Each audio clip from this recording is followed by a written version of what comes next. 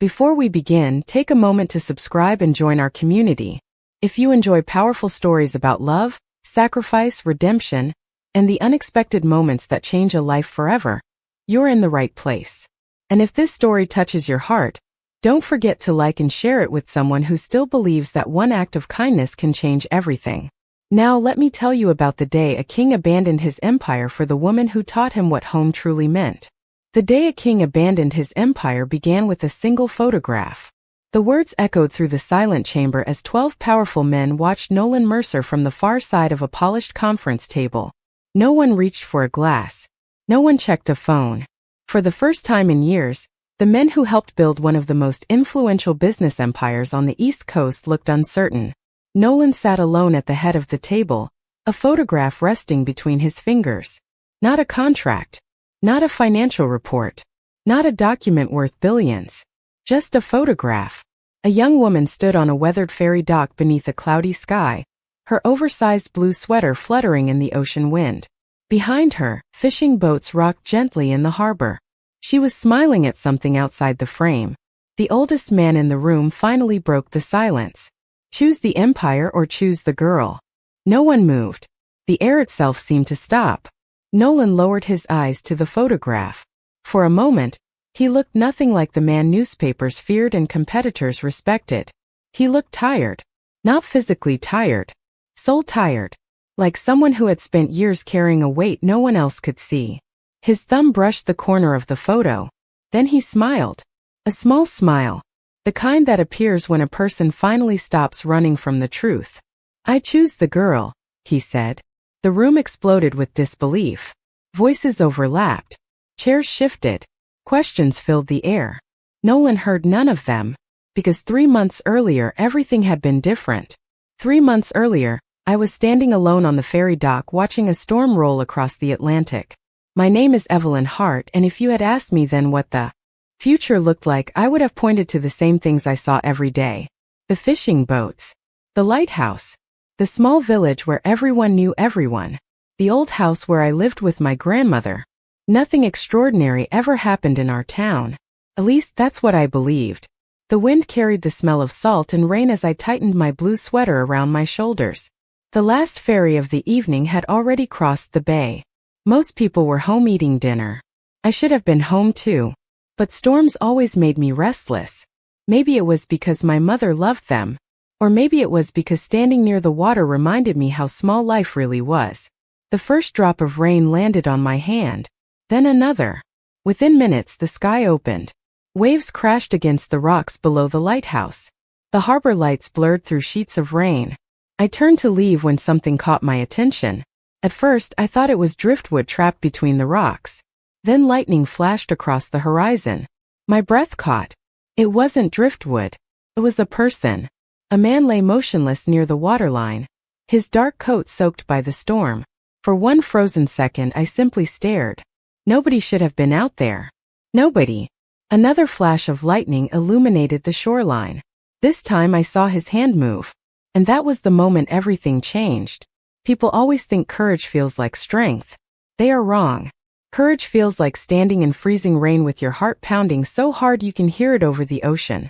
I scrambled down the slippery path toward the rocks, my boots sinking into wet sand as another wave crashed against the shoreline. The storm had turned the coast into chaos.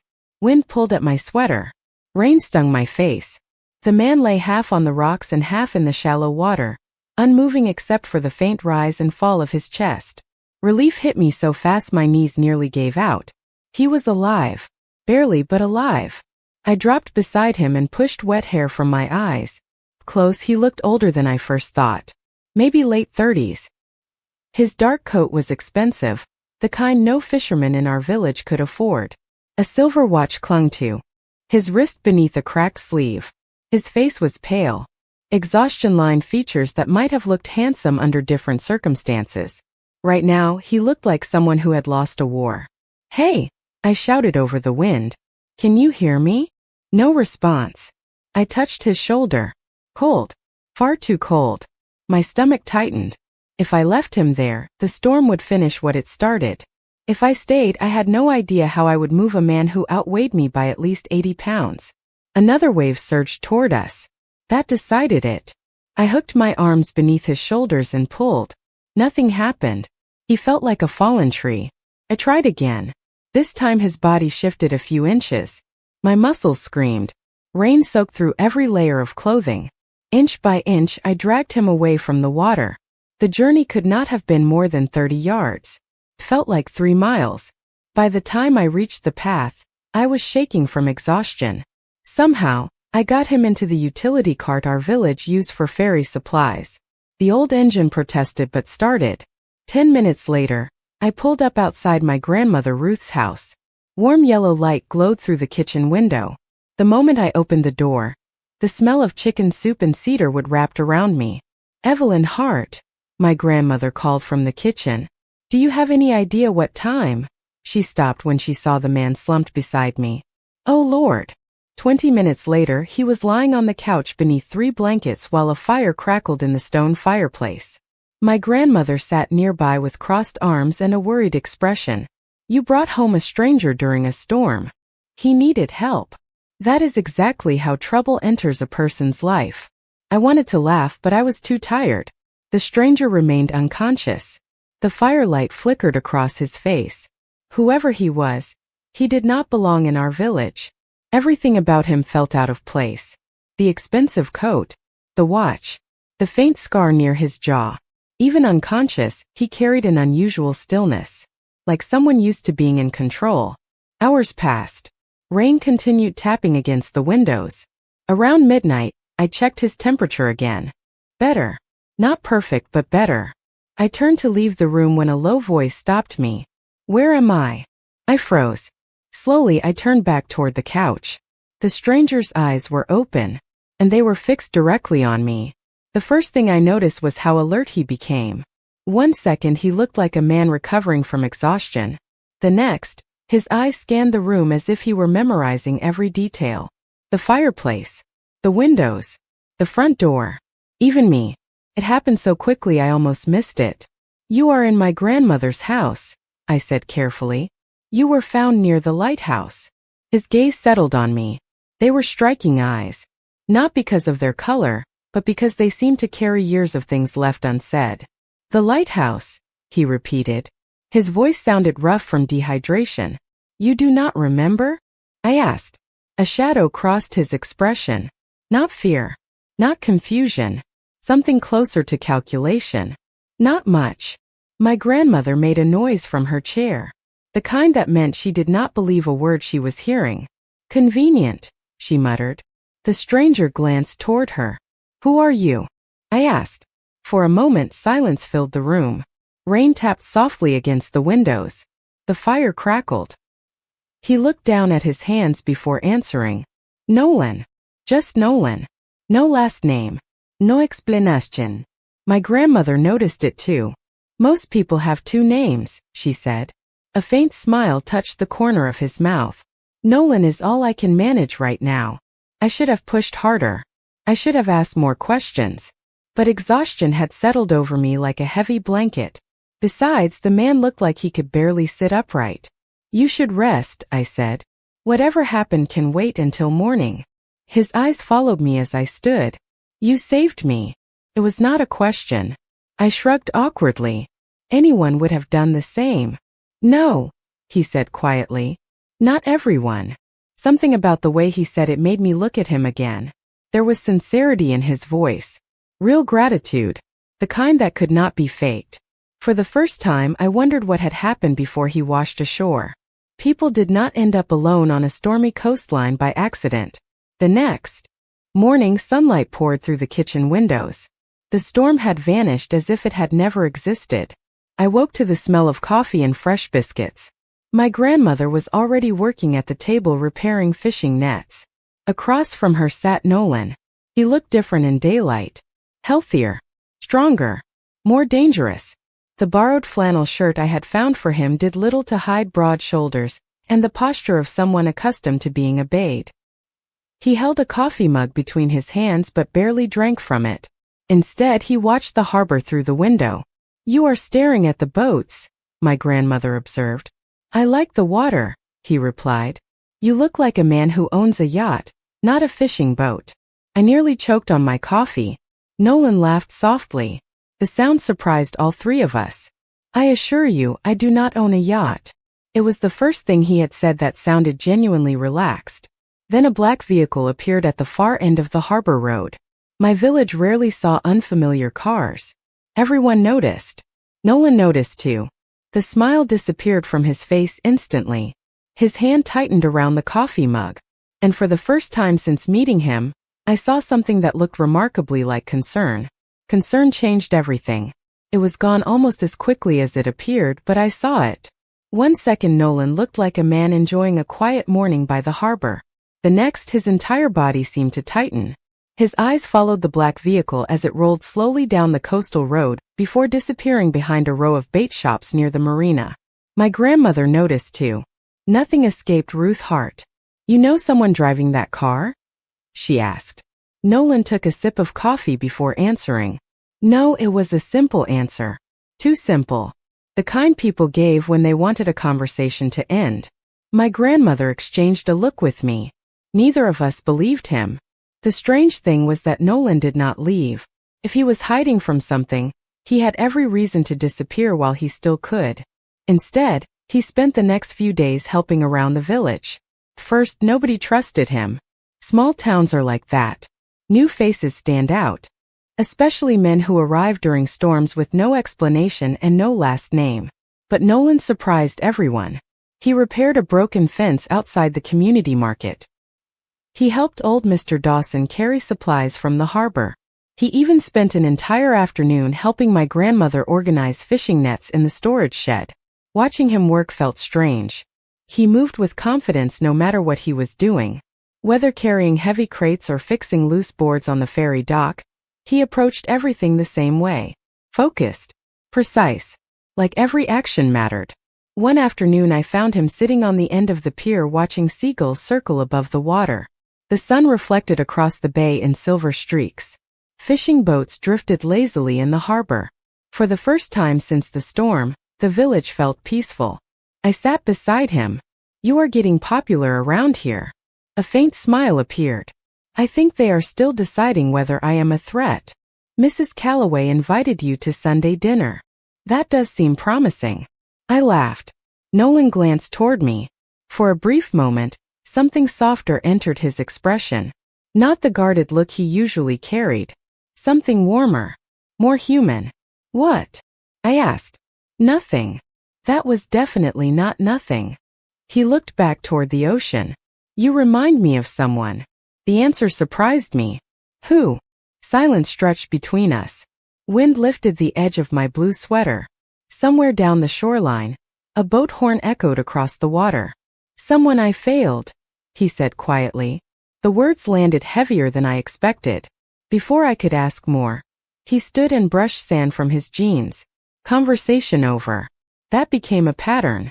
Every time Nolan came close to revealing something real, he pulled back. Every answer led to another mystery. Every glimpse behind the curtain disappeared just as quickly.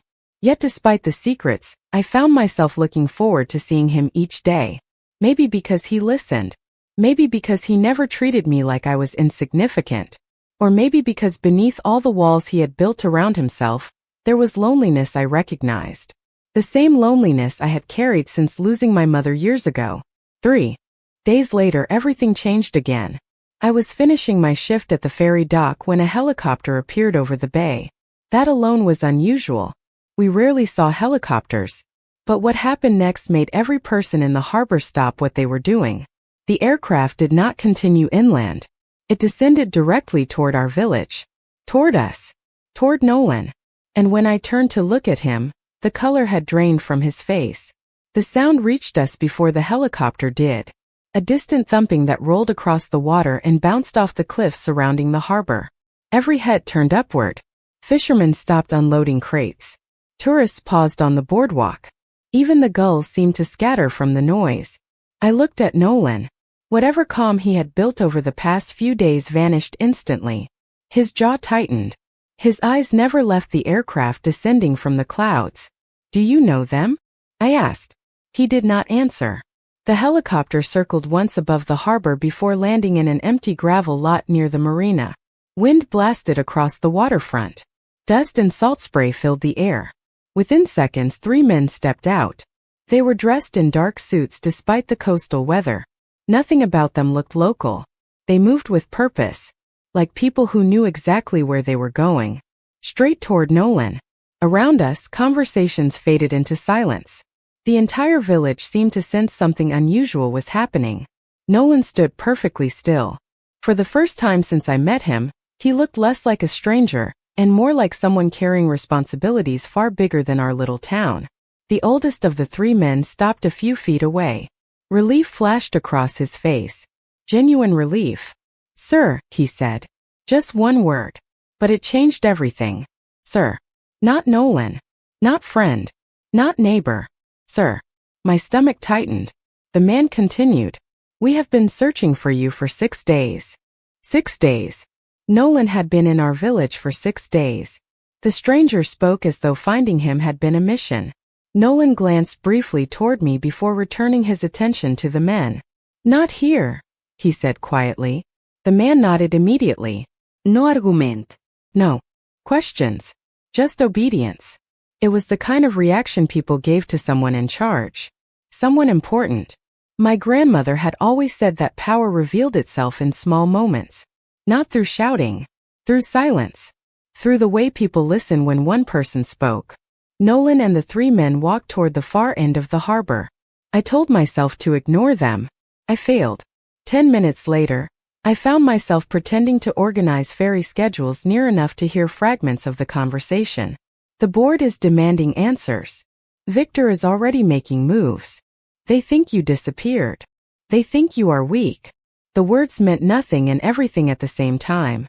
Nolan answered in a low voice I could barely hear. "I am not returning yet." One of the men looked stunned.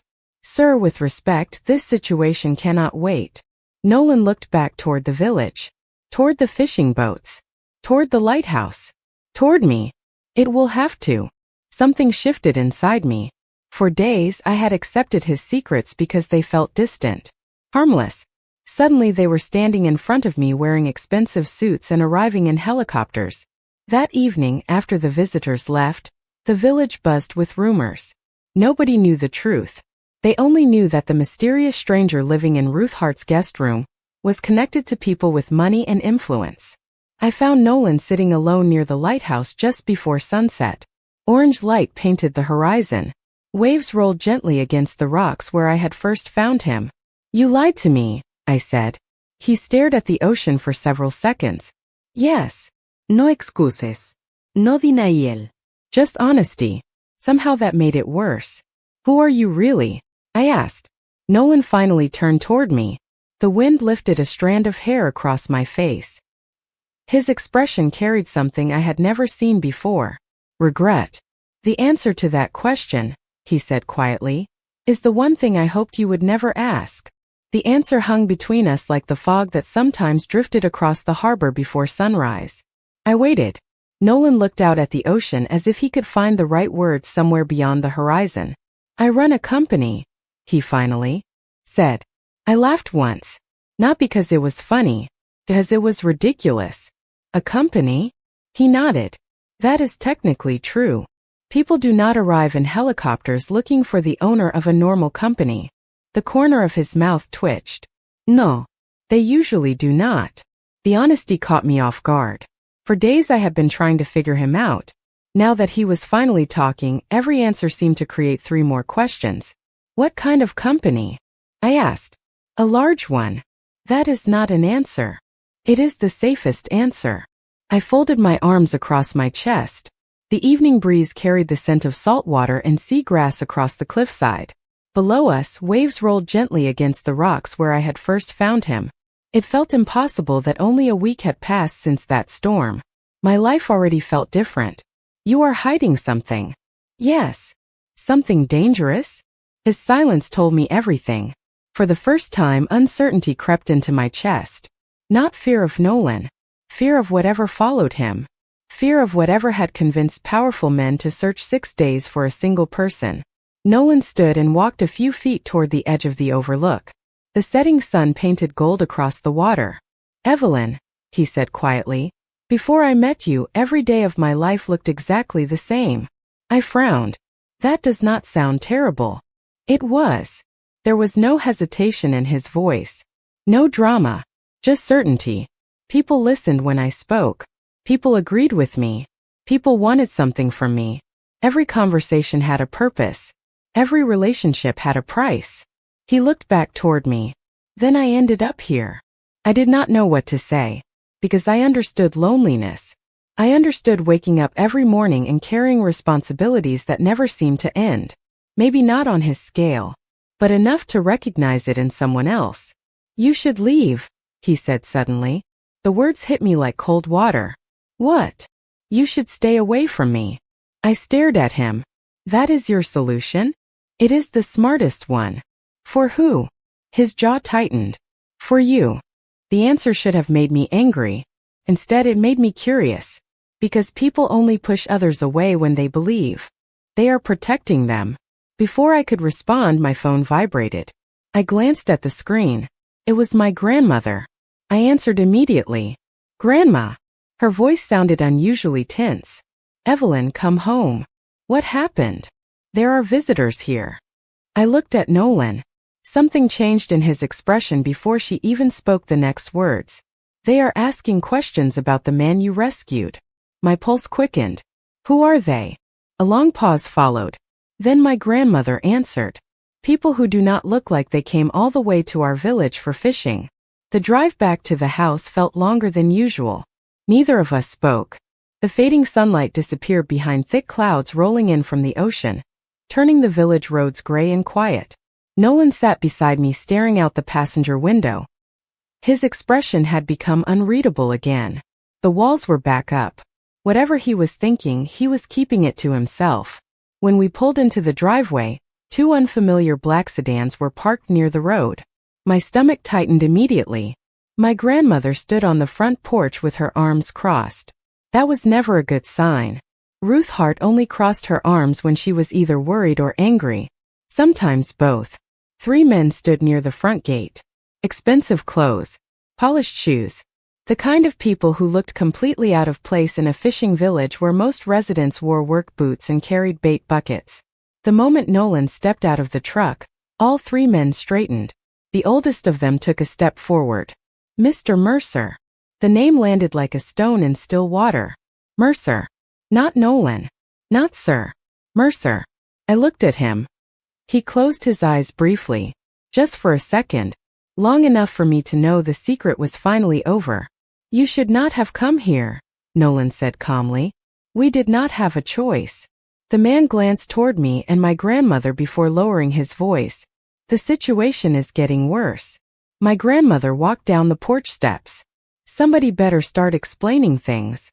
Nobody answered. The silence stretched. Finally, Nolan looked at me. Really looked at me. There was regret in his eyes. Regret and something heavier. Evelyn, he said quietly, I owe you the truth. My pulse quickened. The ocean wind rustled the trees surrounding the property. Somewhere in the distance, a buoy bell echoed across the harbor. Then tell me, I said. Nolan nodded slowly. My name is Nolan Mercer. I waited. And the three visitors exchanged nervous looks. Nolan noticed. Leave us. None of them moved. Now. They obeyed instantly. Within seconds, they were walking back toward the road. My grandmother raised an eyebrow. Well, she muttered. That answers one question. Nolan almost smiled. Almost. Then he turned back toward me. I told you I ran a company. You did. That was not exactly a lie. But it was not exactly the truth either.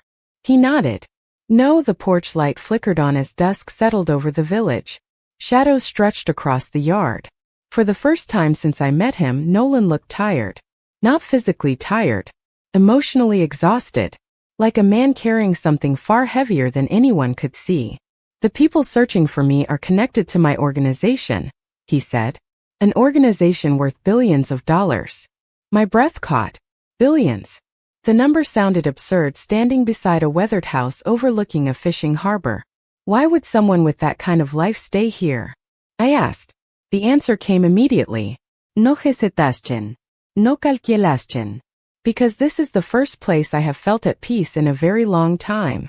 The honesty hit harder than any revelation. For a moment nobody spoke. Then my grandmother quietly stepped back toward the porch, giving us space. Nolan watched her leave before looking at me again. The problem is that people have started looking for me. His voice lowered. And when they find me, they will find you too. A chill ran down my spine despite the warm evening air. What does that mean? Nolan stared toward the harbor where the lighthouse beacon had begun its slow rotation across the darkening water. When he answered, his voice carried a certainty that frightened me more than the warning itself. It means your life is about to change because of me. The next morning the village felt different. Nothing had changed on the surface. Fishing. Boats still left before sunrise. The bakery still opened at 6. The ferry still crossed the bay every 2 hours. But people had started whispering. They watched the black sedans parked near the harbor. They watched the unfamiliar men walking the docks. And they watched Nolan. I noticed it everywhere. Curious glances. Quiet conversations that stopped whenever one of us walked past. By noon, even I felt the tension hanging over the village like a storm cloud. Nolan spent most of the morning making phone calls from the far end of the pier. Every conversation seemed serious. Every call left him looking more exhausted. Around 3 o'clock, I found him standing beside the lighthouse staring out at the ocean. The wind tugged at his jacket. The lighthouse beam swept across the water behind him. You have been avoiding me all day, I said. He looked over his shoulder. I have been trying to solve a problem. Am I the problem? The question escaped before I could stop it. His expression softened immediately. No, just one word. Quiet. Certain. Then tell me what is happening. Nolan exhaled slowly. Someone inside my organization wants control. One of your business rivals? Something like that. He looked toward the horizon. His name is Victor Crane. The name meant nothing to me. The look on Nolan's face meant everything. You trust him? I asked. Nolan laughed once without humor. Not anymore. For several seconds, only the sound of waves filled the space between us. Then my phone buzzed. A message from one of the ferry workers. I opened it and frowned. What is it? Nolan asked. The fuel supplier canceled tomorrow's delivery. Why? No explanation. 20 minutes later another call came in. Then another. A repair company suddenly postponed maintenance on 3 fishing boats. A distributor canceled a seafood contract that had existed for years. Small things. Ordinary things. Except they all happened on the same day. By sunset, the entire village was talking about it. Standing outside the community market, I watched worried faces gather beneath the fading sky. Families depended on those deliveries, those contracts, those repairs. This village survived because everyone helped each other. When one piece struggled, everybody felt it. My grandmother stepped beside me. This is not a coincidence. I knew she was right. Across the street, Nolan stood watching the crowd. The realization seemed to hit him at the exact same moment it hit me. None of this was aimed at him. It was aimed at us. At the village. At the people who had given him shelter. At the place that had become important to him. Nolan crossed the street quickly. Evelyn. His voice carried an urgency I had never heard before. You need to listen carefully. My stomach tightened. Why? He looked around at the worried faces gathering under the streetlights. Then he lowered his voice. Because Victor just sent me a message. A cold feeling spread through my chest. What kind of message? Nolan's eyes met mine. The kind that says he knows exactly where I am. The kind that says he knows exactly where I am. Nolan's words stayed with me long after the crowd dispersed. That night the village felt unusually quiet. Porch lights glowed along the harbor. Fishing boats rocked gently in their slips. From a distance everything looked normal. But normal had disappeared the moment Nolan Mercer entered our lives. I stood on the ferry dock watching the dark water move beneath the moonlight. The air smelled like salt and cedar. Somewhere behind me footsteps approached. I already knew who it was. Nolan stopped beside me. Neither of us spoke for several seconds. The lighthouse beam swept across the bay in slow circles. You should leave, he said eventually. I laughed softly. You already tried that speech. I am serious. So am I. He looked frustrated for the first time since I met him. Evelyn, you do not understand what is happening. Then explain it. The answer did not come immediately. He rested his hands against the wooden railing and stared into the darkness. Victor believes everything has a price. And he thinks every person can be pressured. Every loyalty can be purchased. Every relationship can be turned into leverage. I hated the cold certainty in his voice. It sounded less like an opinion and more like experience. Then he does not know this village very well. A faint smile appeared. No, he does not. The next morning proved exactly how little Victor understood us. News spread quickly through town. Contracts had been canceled. Deliveries delayed. Services withdrawn without explanation. By noon, half the village had gathered inside the community center. Fishermen, store owners, teachers, families, people who had known each other for generations. Everyone was worried, but nobody was running. I stood near the front beside my grandmother while residents discussed solutions, alternate suppliers, shared resources, emergency funds. The more people talked, the more determined they became. What began as fear slowly transformed into something stronger. Unity. Nolan sat quietly in the back row, watching, listening. For a man who controlled a billion-dollar organization, he seemed genuinely shocked by what he was seeing. After the meeting ended, Mrs. Calloway handed 3 casseroles to a family struggling with expenses. Mr. Dawson offered free repairs for fishing equipment. Teenagers volunteered to help unload boats. Nobody asked for payment. Nobody demanded anything in return. They simply helped because that was what our village did. Nolan followed me outside. This does not make sense, he said. What does not? They are helping each other even though they have nothing to gain. I smiled. That is because they are not keeping score. He fell silent. We walked toward the harbor together. The afternoon sun shimmered across the water. For several minutes, neither of us spoke. Then Nolan stopped walking. I spent 20 years building power, he said quietly. And these people accomplished more in one afternoon than some executives manage in a decade. I looked at him. Really looked at him. The powerful businessman. The guarded stranger. The man carrying responsibilities larger than most people could imagine. For the first time he seemed lost. Not frightened. Not defeated. Lost. Like someone discovering an entirely different way to live. Then his phone rang. The moment he saw the screen, every trace of warmth vanished.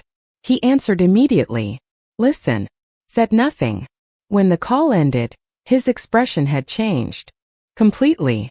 What happened? I asked. Nolan slipped the phone back into his pocket. His voice was calm. Too calm.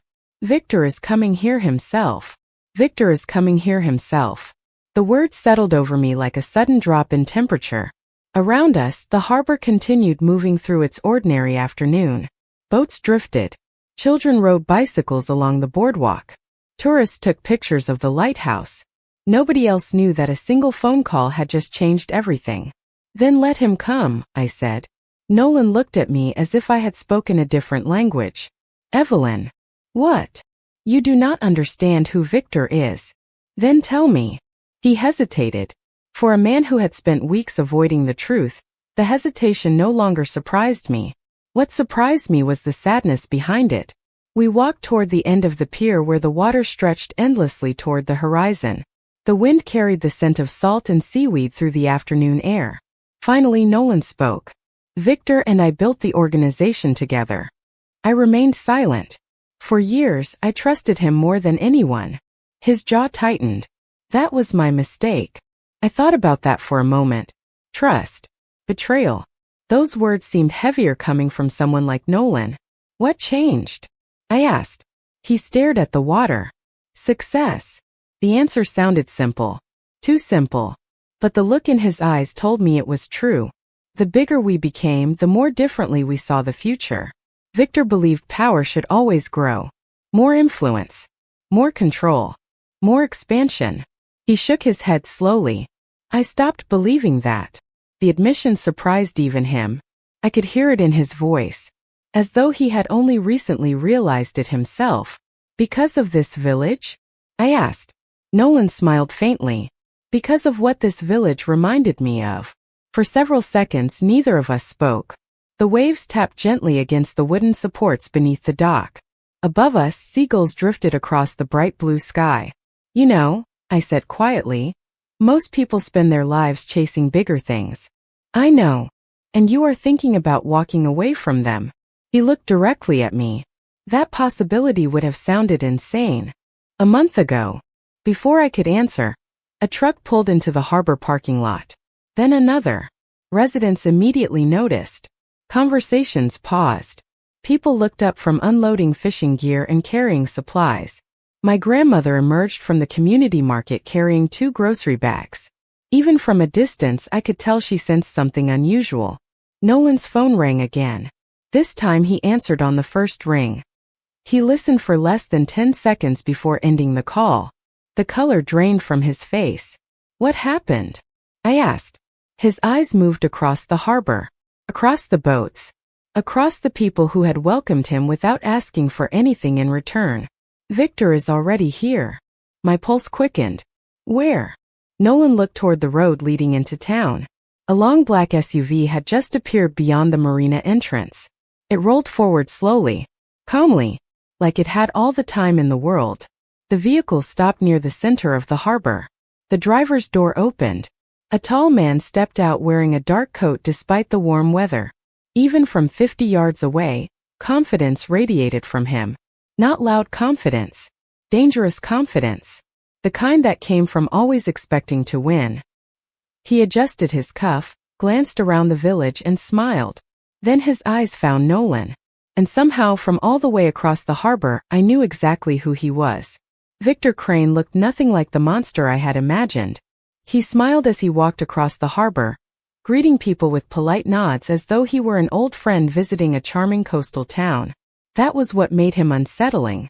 Nothing about him appeared threatening. He moved with effortless confidence, hands in his coat pockets, completely at ease. Around us, villagers watched curiously. They saw a well-dressed businessman. Nolan saw something else entirely. I noticed it in the way his shoulders stiffened, in the way every trace of warmth disappeared from his face. Victor stopped a few feet away. Nolan. His voice was smooth, familiar. Victor. The 2 men stood facing each other while the harbor seemed to hold its breath. Neither raised their voice. Neither appeared angry.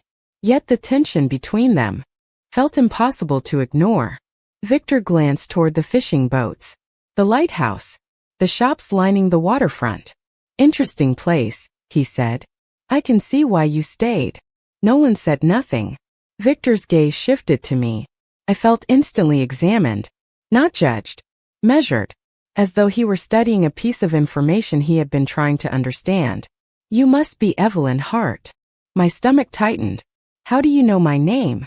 Victor smiled. You have become surprisingly important. Nolan stepped slightly forward. A small movement. Protective. Victor noticed. His smile widened. There it is. Nolan's expression darkened. Say what you came to say. Victor nodded as if he had expected that response. The board wants certainty. Investors want certainty. Everyone wants certainty. He spread his hands casually. You disappeared. Rumors spread. Questions followed. And now? Nolan asked. Now they need a decision. The harbor breeze carried the distant sound of boat rigging tapping against metal poles. Around us, ordinary life continued. Yet it felt as though the entire future of something much larger was being decided on this dock.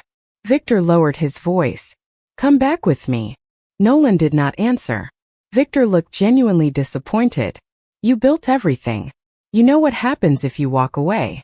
For the first time I saw uncertainty flicker across Nolan's face. Not because he feared Victor. Because he understood the weight of the choice. Years of responsibility. Thousands of employees. Entire industries connected to decisions only he could make. Victor stepped closer. Or perhaps the problem is not the organization. His eyes shifted toward me. Perhaps the problem is that you found something here you were never supposed to find. The words landed heavily. Nolan's jaw tightened. Victor noticed that too. You always said emotions cloud judgment. His smile faded. Now look at you. Silence stretched between them. Finally Nolan spoke. If you came here to threaten people, you are wasting your time. Victor looked around at the harbor. Families, fishermen, store owners, children riding bicycles along the boardwalk. Then he sighed softly. You still do not understand. Understand what? Nolan asked. Victor met his eyes. This stopped being about business the moment you chose them over us. Then he reached into his coat pocket and handed Nolan a sealed envelope. The board meeting is tomorrow morning. Nolan stared at it. Victor's voice became quiet. Serious. Come back and keep your empire. He paused. Or stay here and lose it forever. The envelope sat on the kitchen table all night. Nobody touched it. Not me. Not my grandmother. Not even Nolan. It remained there beneath the warm glow of the hanging lamp while the rest of us pretended not to notice it. Outside, the village settled into silence. Boats rocked gently in the harbor. The lighthouse continued its steady sweep across the bay. Everything looked peaceful. Yet none of us slept much. Around 3 in the morning I found Nolan sitting alone on the back porch. He was staring toward the water with a mug of untouched coffee cooling in his hands. You should get some rest, I said. He smiled faintly. That advice would sound more convincing if you were asleep yourself. I sat beside him. The night air felt cool against my skin. For several minutes neither of us spoke. Finally I glanced toward the house. You are going to open it eventually. Nolan followed my gaze toward the envelope visible through the kitchen window. I know. Are you afraid of what it says? He considered the question. No. Then what are you afraid of? His answer came so quietly I almost missed it. Knowing what I have to do after I read it. The honesty hurt more than I expected. Because I already knew. Deep down I had known since the helicopter arrived. Since the first men called him sir. Since Victor stepped out of that black SUV. Nolan belonged to a world much larger than this village. The next morning he finally opened the envelope. My grandmother and I sat across from him at the kitchen table while sunlight streamed through the windows. Nolan removed a single document and read it silently. The longer he looked at it, the more distant he became. When he finished, he folded the paper carefully and placed it back inside. Tomorrow morning, he said. The board votes. My grandmother set down her coffee cup. Votes on what? Nolan looked directly at her. Whether I remain in charge. Silence filled the room. Ruth Hart leaned back in her chair. And if you do not show up?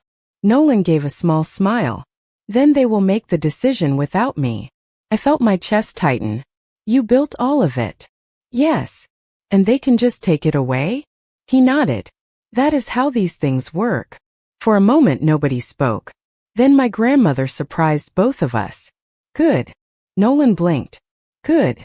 If a thing can only survive by owning you, then maybe it deserves to be lost. The room fell silent again. I watched those words settle over Nolan. Watched something change behind his eyes. Hours later, the entire village gathered for the annual harbor festival. Families filled the boardwalk. Children ran between food stands. Musicians played near the marina. Life continued despite uncertainty. Standing beside the ferry dock, I noticed Nolan watching everyone. Not the boats. Not the ocean. The people. The laughter. The ordinary moments. The things money could never manufacture. Then his phone rang. He looked at the screen. The board meeting had begun. I could see it in his expression. The choice had arrived. The empire on one side. Everything he had spent 20 years building. And on the other side stood a fishing village. A blue sweater. A life he never expected to want. Nolan answered the call. Listened quietly. Then he smiled for the first time all day and said 5 words that changed the course of his future forever. I will not be attending. 1 year later, the ferry horn echoed across the bay just as the sun began climbing above the horizon. The water glowed gold beneath the morning light. Fishing boats moved slowly through the harbor. Seagulls drifted overhead. It looked exactly the way it always had. That was my favorite thing about the village. No matter how much life changed, the ocean kept its own rhythm. I stepped onto the dock carrying a box of supplies for the community clinic. The air smelled like salt and fresh coffee from the bakery down the street. Nearby, children chased one another along the boardwalk while fishermen prepared for the day's work. Ordinary, peaceful, real. A voice called my name. I turned and smiled immediately. Nolan was walking toward me carrying 2 heavy crates filled with maintenance equipment for the ferry. His flannel shirt sleeves were rolled to his elbows. A trace of sawdust covered one shoulder from helping repair a damaged storage shed earlier that morning. Nobody looking at him now would have guessed who he used to be. Then again, that was exactly how he wanted it. "You are late," I teased. "I am 3 minutes early." "You actually counted?" "I had help." He pointed toward my grandmother, who was standing outside the market pretending not to listen while clearly listening to everything. Ruth Hart waved her cane in our direction. "Less talking, more carrying." Nolan laughed and lifted the crates onto the ferry. The sound still surprised me sometimes. A year ago, I could not imagine him laughing at all. The board meeting had happened exactly as everyone expected. Nolan never attended. By sunset that day, he was no longer in charge of the empire he had spent 2 decades building. Victor got what he wanted. The board got certainty. The organization moved forward without him. And somehow Nolan looked relieved. There were difficult months afterward. Adjustments, questions, doubts, entire chapters of his life closing forever. Yet through all of it, one thing never changed. He stayed. Not because he had nowhere else to go. Because he finally knew where he wanted to be. The ferry passengers began boarding. Nolan helped an elderly couple carry groceries. Then he bent down to tie the loose shoelace of a little boy who was struggling with it. The child grinned and ran off. I watched the moment happen and felt the same warmth I had felt 100 times before. Some people spend their lives searching for purpose. Nolan had spent years searching for peace. It turned out neither was hidden inside boardrooms or private helicopters or billion-dollar decisions. It was hidden in ordinary mornings, in shared meals, in neighbors who looked out for one another, in belonging. As the ferry prepared to depart, Nolan joined me at the railing. The lighthouse stood proudly against the blue sky in the distance, the same lighthouse that had watched a storm carry him into my life. "What are you thinking about?" he asked. I smiled. "A year ago, I found a stranger on the rocks." Nolan looked toward the water. "A year ago, a stranger saved my life." The ferry horn sounded again. Passengers laughed. The harbor came alive around us. Nolan reached for my hand and held it gently. No grand speeches. No dramatic promises. Just quiet certainty. The kind that lasts. Together we watched the village disappear behind us as the ferry crossed the bay. And for the first time, I understood something my mother used to say. Power can build an empire, but love teaches you what it was all for. If this story stayed with you after the final scene, let us know in the comments. What would you choose? An empire or the person who makes life worth living? And if you believe that love, loyalty, and human connection are worth more than power, please like this video, subscribe to the channel, and share it with someone who needs this reminder today. Until next time, remember, power may build an empire, but love teaches us why it matters. Thank you for listening.